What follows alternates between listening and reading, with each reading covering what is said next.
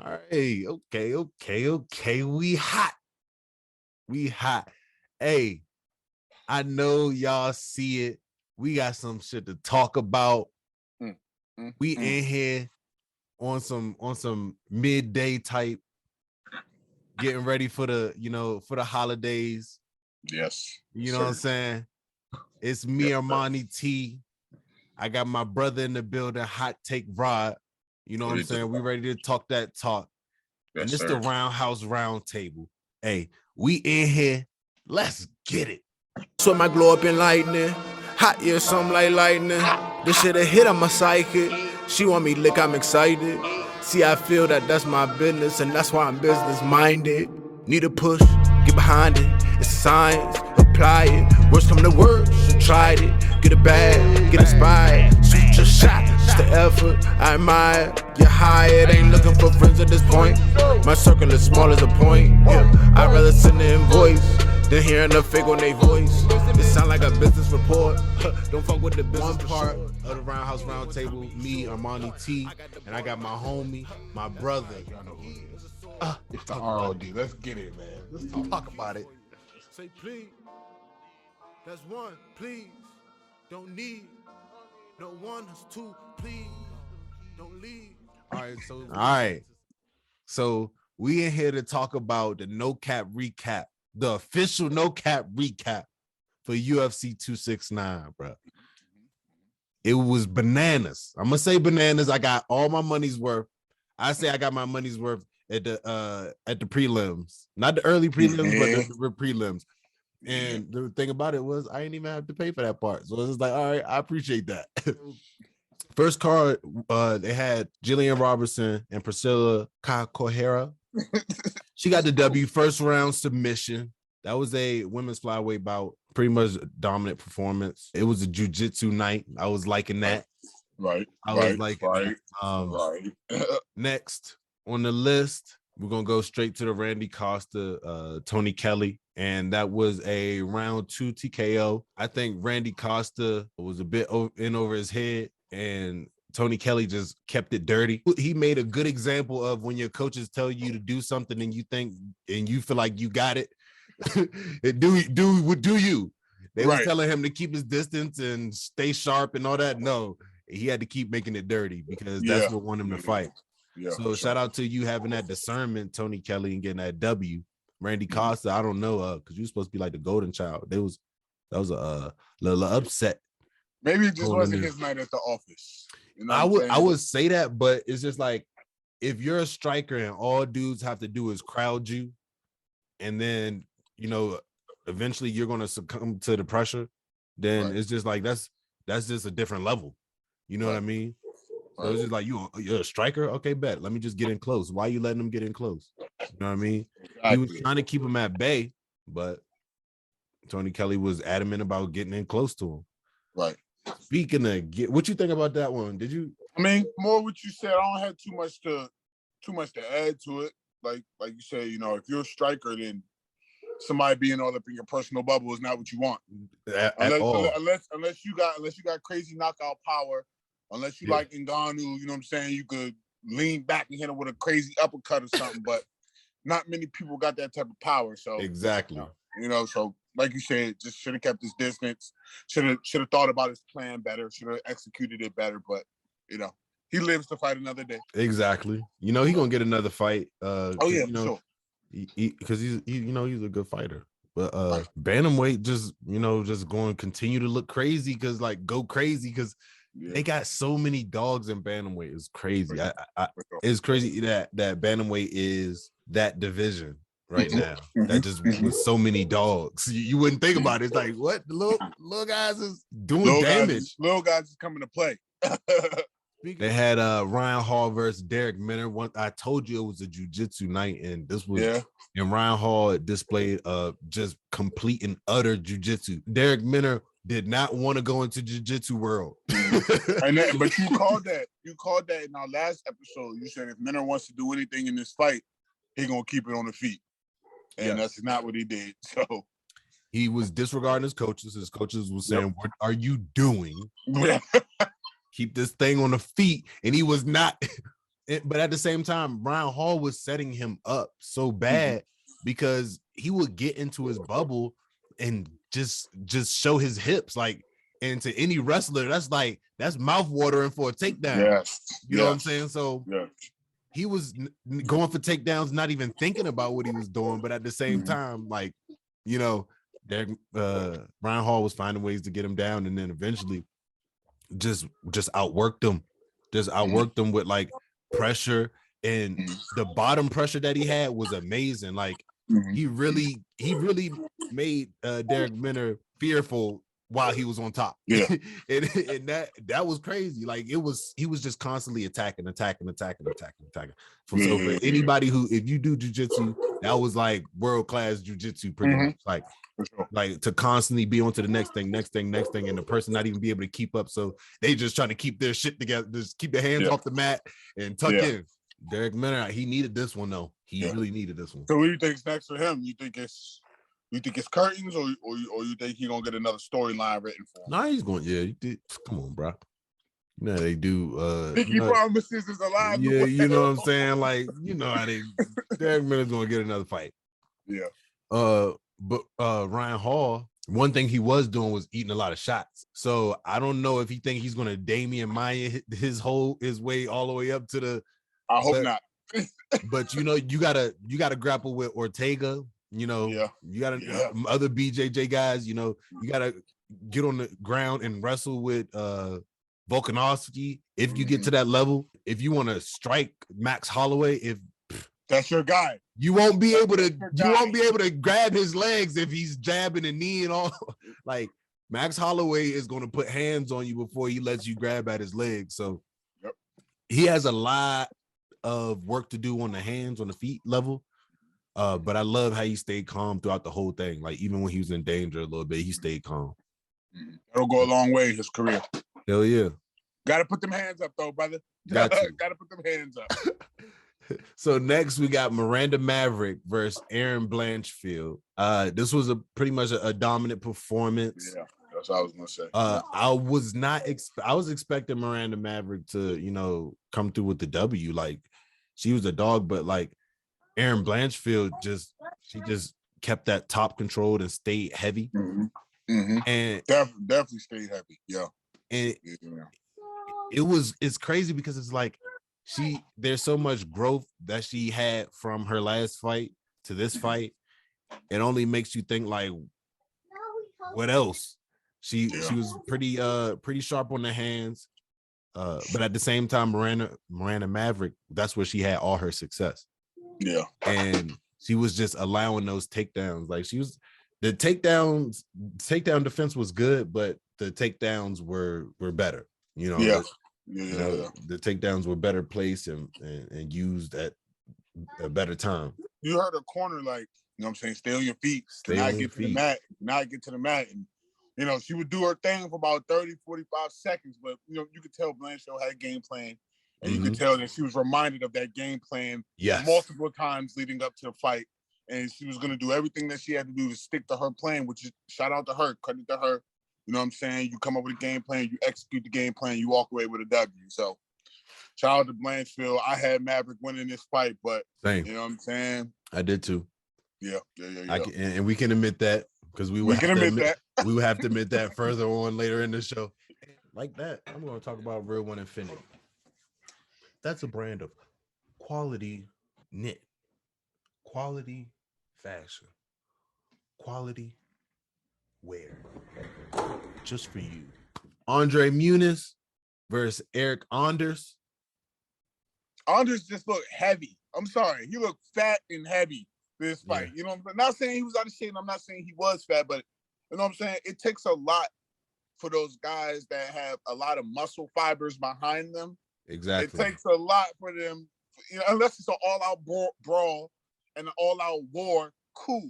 But when you starting to have to get technical, jiu-jitsu, wrestle, move around a lot, you know, sprawling, that muscle gets heavy. It gets real heavy. Yes. It looked like he got real heavy towards the, you know what I'm saying, towards the end of his fight. And not that it lasted long, but you know what I'm saying? No. Because it's like straight up submission first round. Quick work. Quick work. What was how was it? Was it rear naked? Was it a rear naked? I'm thinking it was a rear naked, but I want to the rear naked was alive and well. Yeah, all night. I think it was a rear naked though. But at the same time, what the things that made the most sense to me was that it was fundamentals that was winning everything. Everybody was winning from fundamentals. And that's what people forget, and they get lost in trying to, do the spinny, kicky, all that shit, like, and not remembering the fundamentals, not remembering how to get off your back, know, and especially from guard, and hold on, bro. Gotcha. Okay. All right, my bad, bro. No worries, bro. All right, so yeah, like armbar. It was armbar. Oh, it was armbar. Okay. So let me read it. So Andre Anders, lost to Munis via armbar round one, and I don't know why. That jujitsu. That's what it is. Both of them black belts, and that it was a jujitsu night. I was loving it. So next, they stepped out of jujitsu for a little bit. Jay Wright versus Silva. That was the prelims, stepping outside of the early prelims. Now we in the prelims, and that was a round one TKO. Like he clipped him. I think it was clipped him with a cross, and just went in for the kill after that. He saw him stumbling a little bit, and then that's when he went in for the kill. Silva got the W. I think that he's one of those guys that's kind of like putting away those up and coming guys, the ones that they have high expectations for, But what you think about that? Just on Silva's part, sharp, powerful. I'm not, what I'm saying? It's really hard when a fight ends that quickly. It's really hard to really see a game plan. You don't really start to see a game plan come into fruition until maybe mid to late first round, and then on and so forth. But he looked sharp. He looked powerful. But like you said, it's one of those up and coming guys. Somebody I felt like this was the assignment. He understood the assignment, and he did the only thing that he was supposed to do in that moment. So next thing for me is I just want to see him against, more established, more proven guys. Exactly. Eventually we'll start getting into the rankings and then see what he looks like from there. Exactly. Yeah.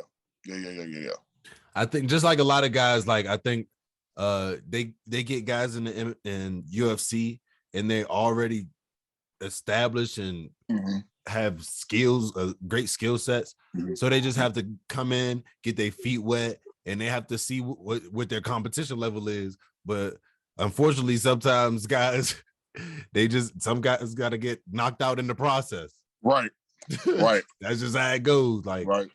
It's part of the game. It's literally part of the game. Yep. Speaking of knocked out in the process, Augusto Sakai versus Ty Tuivasa. Can we stop sleeping on Ty? Can we stop sleeping on Ty now? Come on, UFC. It's time to put some numbers next to my man name. Exactly. Like it's time. It's time for him to get that ranking now, man. It's absolutely time. So what I saw was just more Ty being Ty. Like he don't switch up his game plan. He not going in there looking to wrestle. I know they ain't changed anything yet because it's still saying he unranked. No, it's still saying Amanda Nunez. No, we not.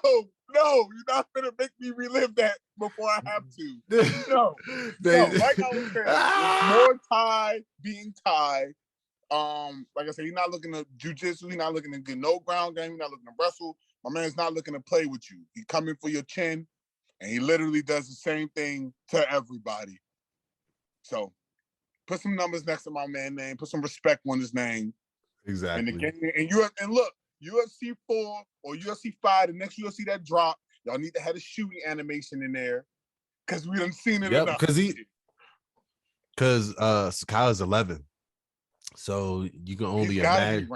He gotta be ranked. So they just trying to get the numbers together where they gonna put him. Solid 14, 15. That's just if you beat an 11, if you beat 11, come on. They got to do something. I mean, I figured he should have been ranked by now, so I'm not going to give UFC this credit of looking at things exactly. Exactly, but at the same time, if you fighting unranked guys, that like you're not gonna get in the rankings by just fighting guys that's unranked. You know what I'm saying? Right. So now he's fighting. He in the the ranked area. So now it's time to put him up there. Yeah, top 15, man. Let's go. Top 15, shit. He might be 10. He might be. They might put him in. They might. If that was the case, bro, I wouldn't be mad at it. If that was the case, I wouldn't be mad either. Shit. But he definitely got that second round KO. He looked clean on the boxing. Mm-hmm. I think he threw a few leg kicks. I was like, okay, all right. Keeping it moving, keeping it mobile. Sakai, he looked fresh. Towards the end of the first round, I felt like it was a drop-off where Tai Tuivasa was got his timing down. So after that, when the second round started, that's when I was like, okay, yeah, it's probably gonna end this round. Yeah. I think he's one of the ones that's leveling out to his competition level too. But I think he's having fun with it. But now I think he's about to have to start getting a little bit more serious. Yeah, for sure. Start getting more. And I don't think he called nobody out. He didn't want to call nobody out. But if you don't want to call nobody out, that is your time, literally. Like you could say you having fun and all this, but like that call out is the difference between you getting this amount of money next fight and this amount of money next fight. So, and if it's not about the money and you just having fun, so no, somebody, we gotta eat. You know what I'm saying? We gotta eat. So we gotta get hungry. It's like if after this big W, Tai Tuivasa, just know like there's guys that want you now. Yeah. So it's just like you don't gotta call nobody out, but start calling from the top. Yeah. Shoot your shot, bro. As high as you feel. And this is what's next for me. And this will show me his evolution. Now I want to see him against somebody or fighters that can take a punch. Exactly. That's going to take him into the later seconds, early thirds. Yes. And then eventually, once he gets to that level, the championship rounds. Now I want to see your cardio. Now I want to see, okay, plan A and B didn't work. Do you have a plan C? Are you able to take it to jiu-jitsu if you need to? Are you able to wrestle if you need to? Because you're not just going to be able to walk through everybody that you face from now on. People got more, like the more and more you fight, the more and more you knock guys out, the more and more tape you're putting down. Yeah. You know what I'm saying? The more and more you're giving people to study. Bama's going to start figuring out what you want to do, how you like to set up your knockouts, how you like to start fights out, and now Bama's going to start dragging you to the water. Yep. Now Bama's going to start taking you to the mat. So that's why I want to see evolution-wise the next step for Tai Tuivasa. That's for me. Facts. So speaking of evolution, Pedro Munoz versus Dominic Cruz. Vintage Cruz or nah? Or nah? The movement wasn't there, but like the hands were. The movement wasn't there, but the hands were. Crying about DC calling the fight. Maybe I think it helped his narrative a little bit. I think it helped his narrative. Because him speaking up on that made them tighten up on their equality on calling the fights. And but I think they were getting a little bit lenient towards Munoz once Dominic Cruz started winning. But I don't know. I think Dominic Cruz capitalized on Pedro Munoz at this time where, I thought he was going to be fighting. I was cool with it at the time, right? But after watching it, it made me think back. It's just like Pedro Munoz's last few fights. It's just like, oh, okay. That makes sense why Dominic Cruz took this fight, because Dominic Cruz is right now, it seemed like he's in the business of taking the best guys that he could get. Like, I'm sure he wants Cody Garbrandt next. I'm sure he wants Cody Garbrandt, but I know he's not looking at a Rob Font, which is what I would want to see. Like, because like I'm not about to sell Dominic Cruz short and say that he's not good.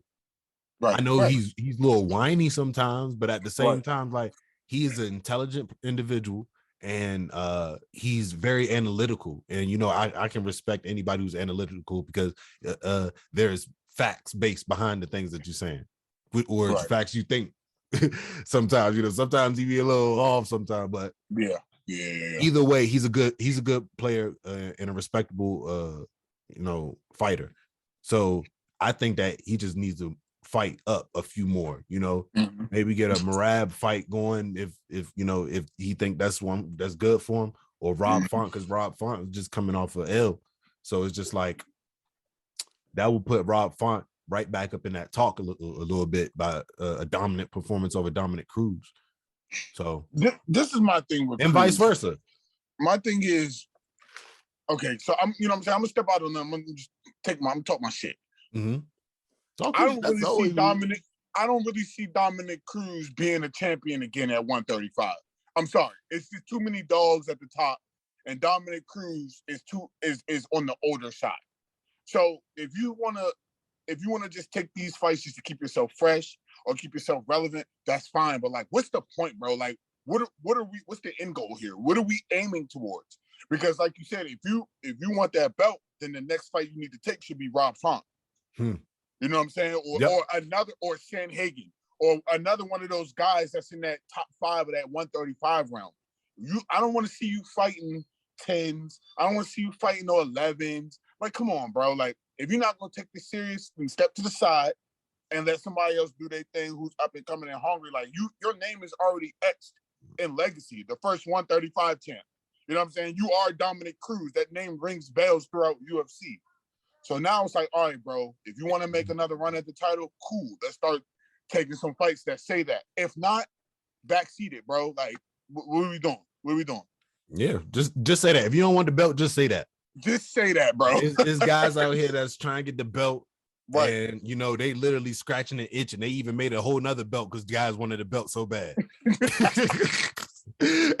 Like, shit. Like, it's serious in bantamweight right now. So you can't be trying to inch and scratch because them guys they're gonna call a shot over you, and you're like, gosh, how is this person over me? They was just number 13.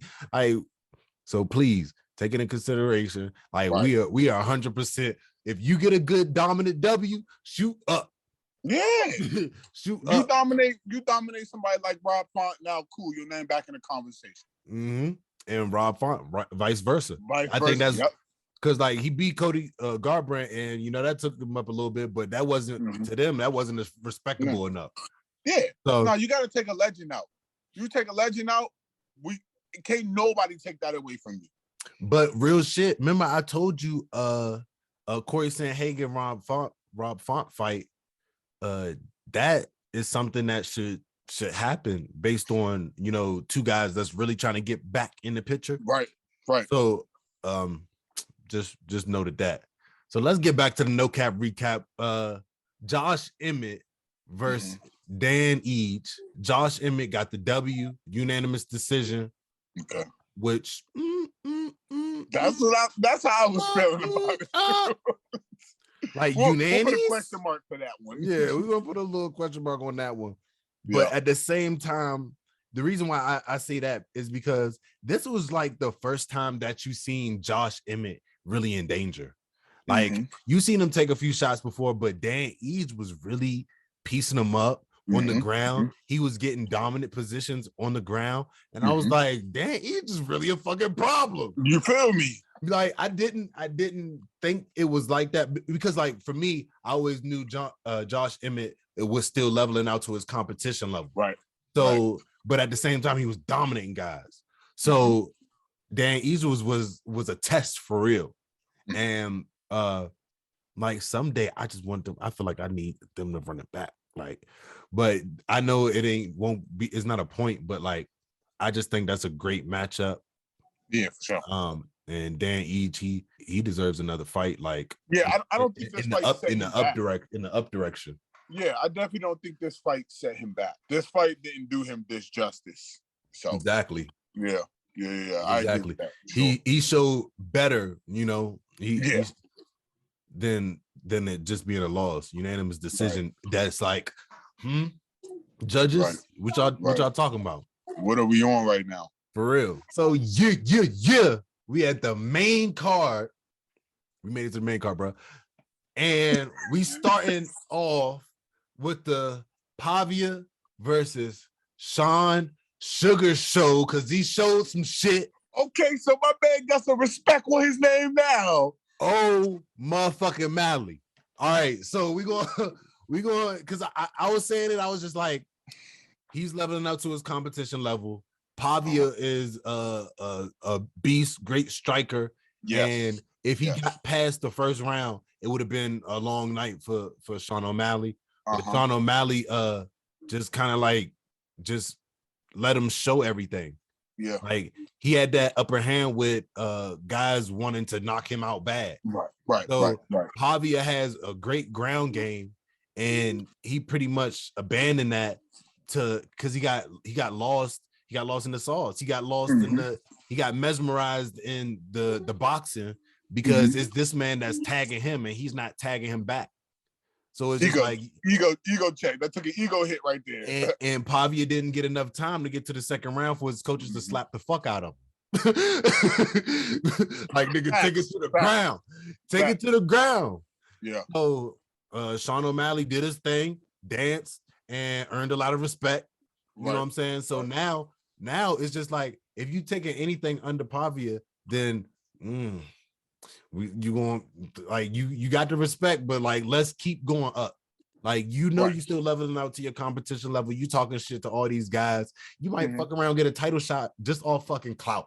Jorge Masvidal got a fucking title shot. He got close enough. So just but like we said, bantamweight, them dudes will get you trouble. Will fight you on sight. Yeah, it's trouble up there. They'll bring a Herb Dean to a restaurant. That's how hungry they are. They try to get their W. Quick. But no, so, I mean, for me, it was simple. I just wanted Sean to come in and do his thing.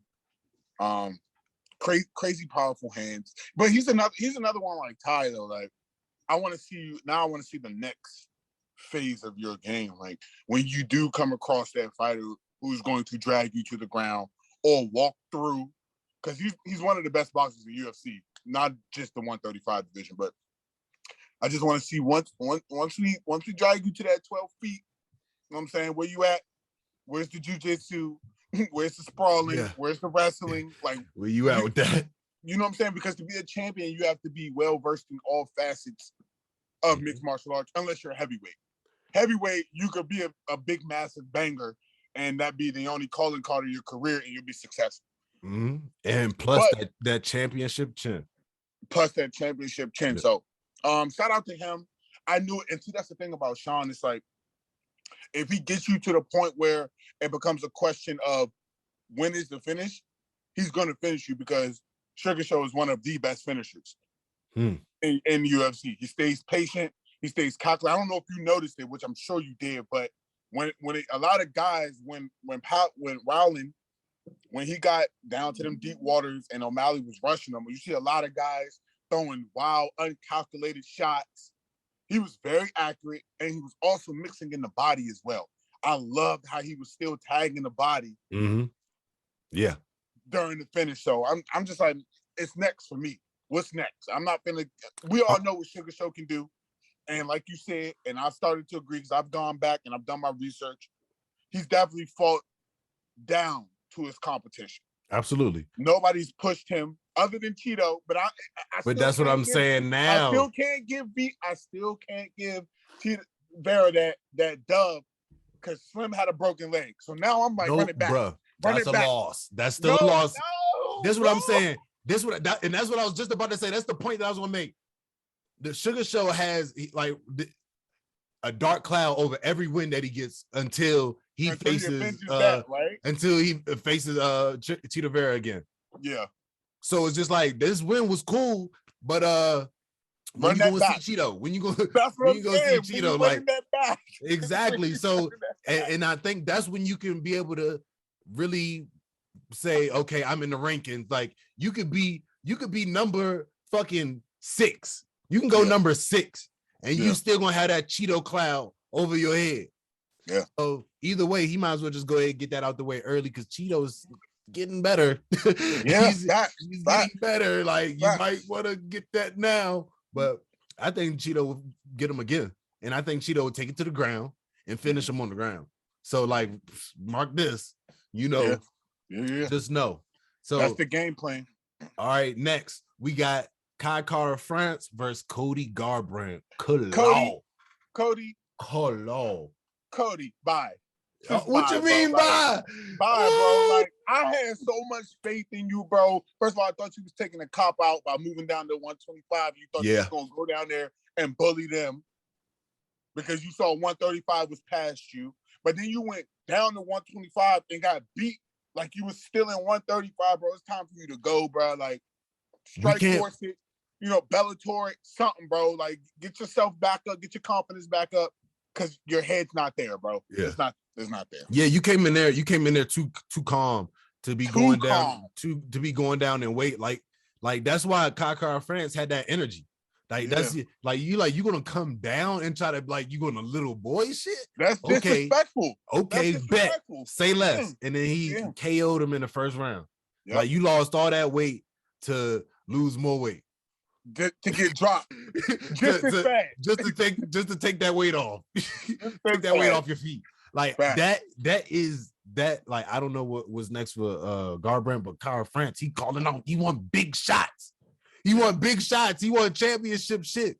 And that's what I see. Like he one of them ones. Like every division got a sleeper, and I didn't really know who the flyweight sleeper was. Right. I know now. You think it's Kycar of France. Kycar of France is the flyweight sleeper. And do I got to put the definition for the sleeper? That means that on any given night or day, he will beat the champ. He could take that belt home. He is at that level. Like a lot of guys are not sleepers. Like, you know what I'm saying? They might get lucky, but no. Right. I'm saying maybe out of two, he might win 2. You know what I'm saying? Because he has that dominant, he's well-rounded, that dominant ground game. He has those hands, and at the same time, he's patient. Don't blink. He was patient, waiting for Garbrandt to Garbrandt. And then that's when he did, and that's when he capitalized on that. Yes. All right, bro. Talk to you, bro. All right, bro. Like that, I'm going to talk about Real One Infinity. That's a brand of quality knit, quality fashion, quality wear. Just for you. Real One Infinity. All right, so are we so you gave your prediction. We're about to get into the no cap recap, the rest of the no cap recap for UFC 269. I thought that it would be a great idea to bring my lovely wife along on this part of the show. We're in the middle of Kwanzaa. It's a family vibe. So we're just gonna finish up the no cap recap of UFC 269, and then we're gonna get into the next show with Derrick Lewis and Dawkins. Stay locked in with us. It's the RoundHouse RoundTable. Let's get it. I swear my glow up in lightning. Hot, yeah, something like lightning. This shit a hit on my psychic. She want me lick, I'm excited. See, I feel that that's my business, and that's why I'm business minded. Need a push, get behind it. It's science, apply it. Worst come to worst, you tried it. Get a bag, get inspired. Shoot your shot, just the effort. I admire. You're hired, ain't looking for friends at this point. My circle is small as a point. Yeah, I'd rather send an invoice. I could have stayed anonymous. You could have stayed anonymous. No. Yeah, they gotta add my wife. We got B on the show. If y'all don't know, now you know. We got Queen B on the show. She's gonna try to do all that, but I'm excited that you're here. Thank you for pulling up. You know what I mean? That's my ace. We got you think I should keep my hair up or down? Oh my God. See, I'm trying to get into the no cap into that. No, we already hot. Oh my all right, God. I'll just leave it. See, I was like, all right, okay, wow. That was great so far. And then you just don't do that. Amanda Nunez versus Juliana Pena. First, I just want to say shout out to the champ and new Juliana Pena. She came out with the round 2 submission rear naked choke. It was something I wasn't expecting. I almost was about to put money on Amanda Nunez just to, I was just that confident, but at the same time, I was like, they allowed this to happen too easy. Like even though it took a lot of time for it to happen, like they were consistent on this happening because they saw something in Juliana Pena. I didn't see it. I didn't know. This is just like her first fight back. So that's why I wouldn't really expect for her to really go off the way she did. She came in there, she showed a championship chin, and she really put Amanda Nunez on her heels. Yeah, she had a plan. She said she was gonna be all up in her face, and that's what she did, and that got her the W. That's always easier said than done, though. That's what it is. Like a lot of women that Amanda Nunez faced had the same idea, like Mike Tyson says, like, your game plan will change once you get punched in the face. Like everything changes once you get punched in the face. But I didn't expect for it to go, she really she displayed that grappling, that level of grappling. And the thing about it, like, I just can't dismiss that she just stood in the pocket and just banged. Like she did, and she was able to take those hits too. That's another thing. If she wasn't able to take those hits, yeah. But I'm sure she went over that in her training camp too. I'm sure she has some heavy hitters working with her so she can withstand that storm to get the submission in the second round. That's all. She got her tired, took her back, and it was easy. It went very quick once she got to the back, when she got her tired. So yeah, that's all I'm saying. I was about to say, and we experienced that in jiu-jitsu. Like you were just talking about how this blue belt was all over you, and you just waited for her to tire out. Yeah, just let her exhaust herself. Yep. That's exactly what happened. I did a whole lot of hand fighting with her, and she would try to make a movement, and I stayed close to her. She was trying to make the distance. Nope, I'm gonna be right here, right in your face. So, and it worked to my advantage. Yep. So this is something new for the bantamweight division, and now I'm just surprised how Amanda Nunez came down off of the women's pound for pound list so fast. Like after all she did, after all the title defenses, they quickly took her down. Like, and then I think it was Shevchenko or somebody, but I don't know. I don't want to. No matter, let's get into it. It's right here. I mean, why not? So I'm about to say, don't think she ain't at home working, because she know what she want to be. Oh yeah, that's women's pound for pound. Yes, Valentina Shevchenko, and then it's Thug Rose, and then it's Amanda Nunez. So it's just like she came down just off of one loss that fast after Rose already took a loss prior. I think Rose had taken a loss, and Valentina Shevchenko, she hasn't, she's been doing her thing for real. That makes sense a little bit, but at the same time, how fast it changed for her from 1 to 3, that's weird to me.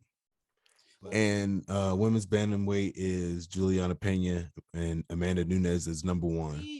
Pena did her homework. And I think it's easier to do your homework and easier to say you don't watch people fight. But when you hit that magnitude and you're trying to go after a belt, you have to watch people fight. You have to know what their weaknesses are. You have to infiltrate them to take them down. And I think that's what she did. She noticed that Amanda was keeping people at distance and not getting too close, and she ran the show.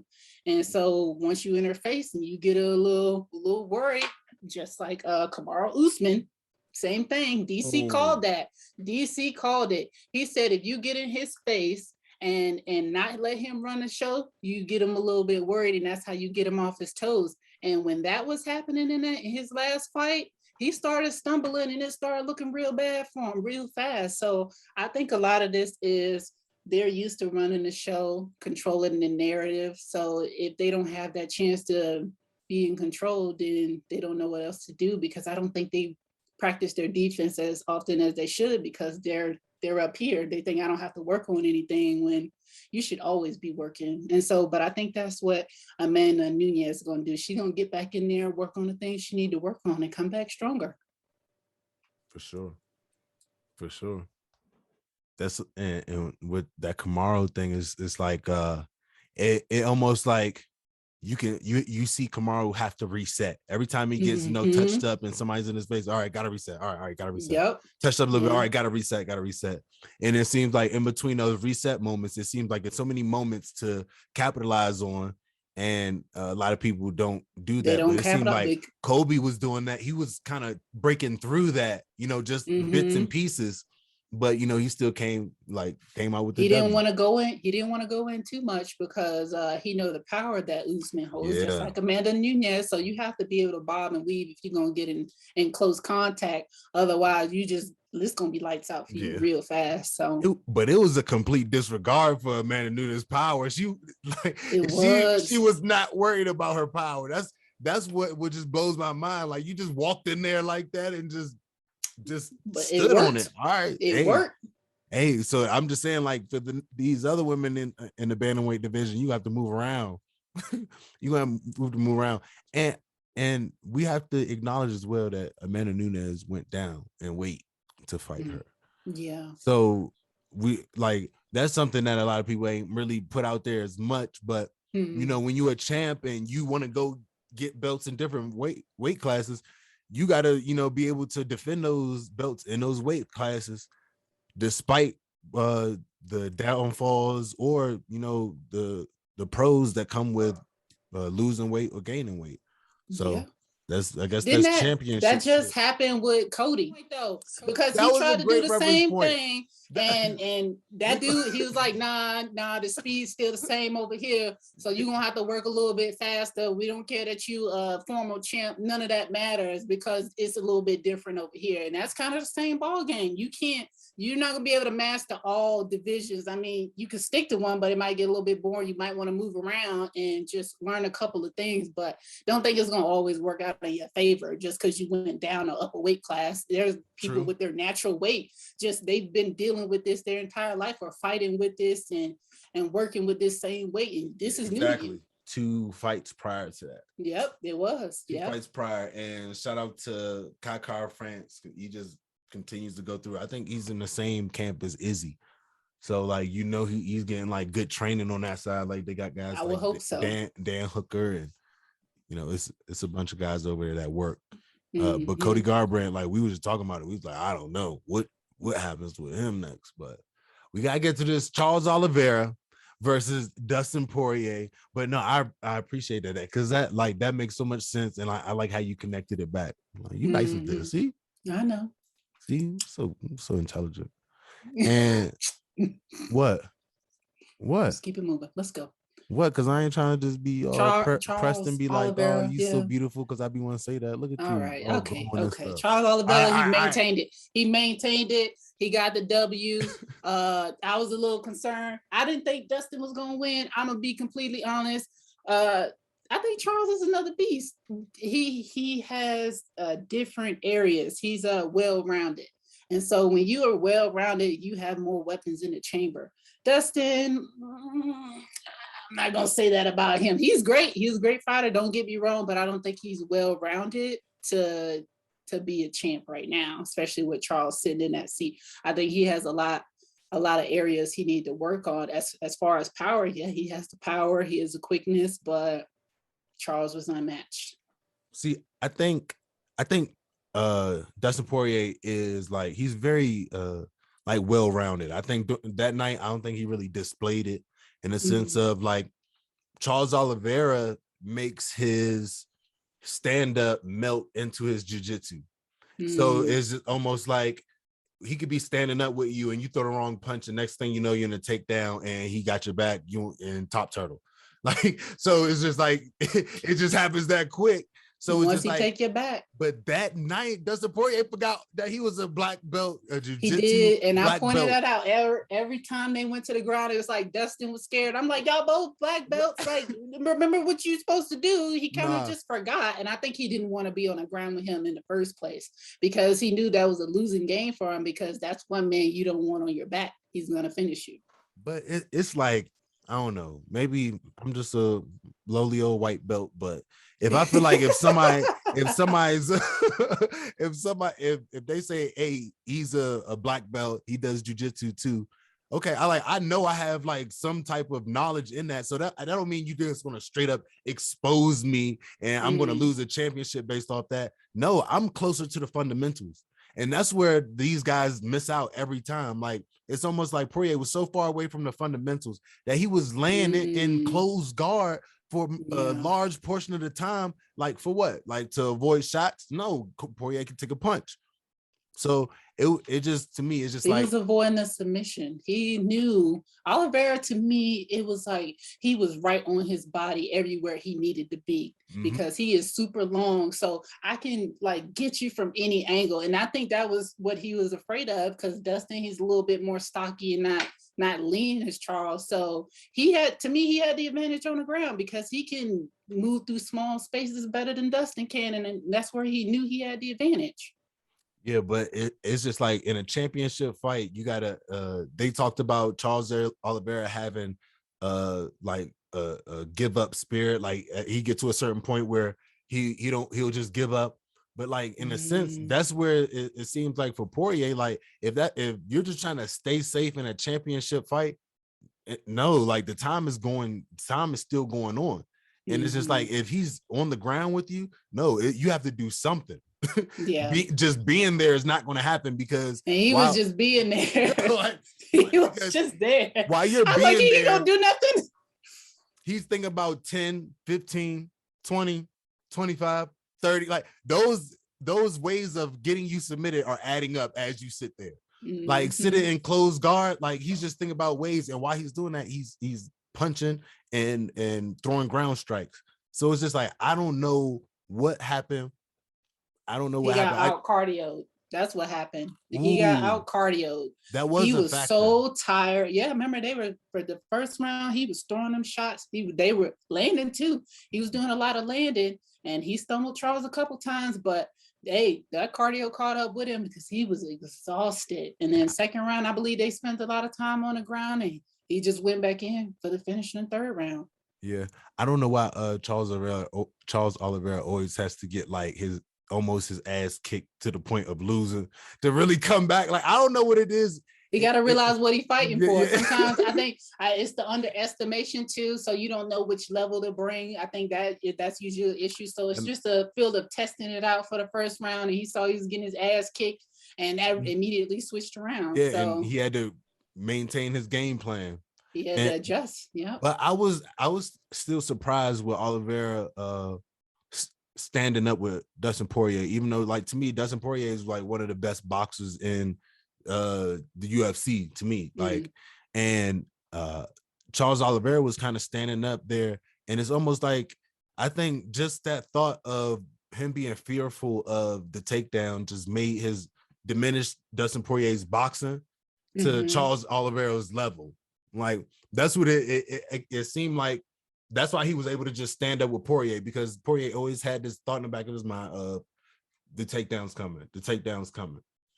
So I just think, shout out to Charles Oliveira. I think he could do it again with Justin Gaethje, because I think Justin Gaethje would be the next. Yeah, he not ready. I'm sorry. Gaethje. But Justin Gaethje is one of those ones that's just like, he's swinging for the fences. Like Dustin Poirier is going to tap you up, hit you hard. And he's gonna break you down slow.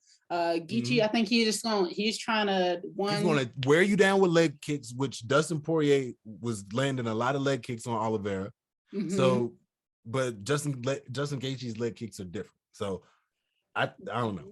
They are different, but I think he leaves a lot of openings whenever he does go for the powerful punches. He's left wide open, and I think Charles will capitalize on that quick. I think if it was a 5-round, I think maybe it'll make it the second round. It's not going to go very far. I got my money on Charles. He's not ready. He's not ready yet. You got be honest. You got your money on Brazilian Jiu-Jitsu. That's what you got your money on. No. I saw him fight. And I think it's like I said, you have to be more well-rounded. You need to have more weapons in the chamber. You can't just have these two things. Yeah, they'll work sometimes, or a majority of the time. They're not going to work all the times. You have to be able to adapt and adjust as much as you can, especially with these different fighters and different styles. And I think he does not have a chance. He does not stand a chance. Ooh, so hot take for Justin Gaethje. And I'm rooting for him, but that ain't gonna be a win he gonna get. I'm sorry, it's not. He's not ready yet. It's not there yet. I don't know. I think a lot of times you can see a fighter and you don't think that's gonna happen, but the determination. But I see his ground game. Oliveira's ground game is as stifling as somewhat similar to Khabib. Like he made sure he's super heavy. But he's not like Khabib. Khabib is more heavy. Oliveira's more so sticky. Like I think is more so is different, where he just hooks on to different things, and then next thing you know, you're in an armbar. I agree with Charles Oliveira beating Justin Gaethje. I think that's why Dana don't want to really force the fight to happen so fast. I'm about to say really he's just gonna keep defending his. Yep, he's just gonna keep defending his belt, and he's gonna be there for a long time if it does end up happening like that. But I think he wants to just let him, just sit for a little bit, maybe give that the other fight that they want. Who was it that he went with last time? He was Oliveira was recently on Twitter calling out Conor McGregor. Ew, why? That's what I'm saying. Like, why? Like, but why? Because he won his bag too. I guess. Boy got the trilogy bag. Like, but it's like Conor. His stocks went down. Exactly. His stock went down. You would just be doing it for the money and not for the title of the belt. What's the point? What's the point? All right, let's just keep it moving. There's other noble people you can fight and who actually matter versus somebody who's irrelevant. Yeah, give Conor some time to see if he actually is still like an actual contender. But a lot of guys, he might go back to boxing. But a lot of guys don't want to see that first. They want to get their bag first. So that's what it is. It's just like they're just trying to get the money off of the name. Yeah, that's what I'm saying. Like that's what it would be essentially. That's what Poirier did all this time. That's why Poirier kept double backing, triple backing. He wasn't really mad at that man. No, like he couldn't really be mad at a man that's way lower. He said that man is a scumbag, though. I think it was more of he just wanted to beat his ass type thing. You can say that. Okay, beat his ass for a badass nice bag. A nice bag. A big but bag. It's like I think it gets to the point where Conor does a great job of instigating. I think he does a lot of that. He says the right things to get a lot of fire up under people that don't need to be there. It's just all talk, though. All talk and no show. Yeah. So, I mean, you can keep falling for it, but there's going to be plenty of those out there. Yeah, I'm just saying he just opening up his options. That's the wild thing about it. Right. But he don't need to waste his time. You can get an injury and now it's not worth it. So it's like, do you really want to fight him? I don't think you should. I don't think it's worth your time, honestly. Be on a bigger and better. Yeah, they wanna get that bigger and better bag though. That's the only thing. That's what I'm saying. Like it will be those things that will conflict, and like you'll be like, why are they fighting? Why is this happening? Like Kamaru Usman and Jorge Masvidal. That happened because that was a bag move. Jorge, I think Kamaru squeezed out that last little bit of star power that Jorge had, But hey, we gotta shut it down because we got into the ones that we see. That's how I know it's gonna be a good show. I love talking to you. You know that? I do. see, I told you she was cocky, y'all. I told y'all. See, she be trying to act like. Don't do that. That's why I use the heat as a sword, cause keep the peace is important. They go keys for you. Say please. That's one, please. Don't need. No one, that's two, please. Don't leave. That's 3, 4. If you do.